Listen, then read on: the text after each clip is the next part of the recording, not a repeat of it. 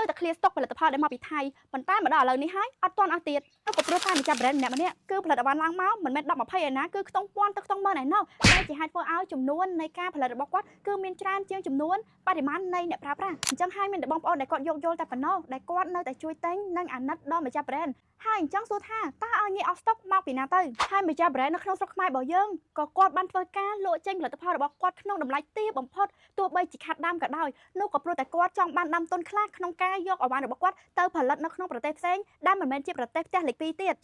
ហើយដូចគ្នានេះដែរ brand Free Queen ជាដើមទោះបីជាបានផលិតនៅប្រទេសថៃនាពេលកន្លងមកក៏ប៉ុន្តែវត្ថុធាតុផ្សំគឺនាំចូលពីប្រទេសកូរ៉េនិងប្រទេសអាមេរិកខ្ញុំសូមឲ្យអ្នកទាំងអស់គ្នាគឺយកយល់មែនទែនថានៅអំឡុងពេលដែលមានសង្គ្រាមក៏ម្ចាស់ brand នៅស្រុកខ្មែរយើងគាត់បានចេញមកជួយដល់បងវីរៈកងទ័ពក៏ដូចជាប្រជាជនខ្មែរយើងទាំងអស់គ្នាដែរអញ្ចឹងហើយខ្ញុំសូមឲ្យអ្នកទាំងអស់គ្នាយកយល់នៅចំណុចមួយនេះពីព្រោះថាគាត់ក៏មានផលវិបាករបស់គាត់ដែរខ្ញុំទទួលស្គាល់ថាអ្នកទាំងអស់គ្នាធ្វើការពហិការនេះគឺត្រូវក៏ប៉ុន្តែក៏សូមឲ្យអ្នកទាំងអស់គ្នាធ្វើការយកយល់ដល់ពួកគាត់ដូចគ្នា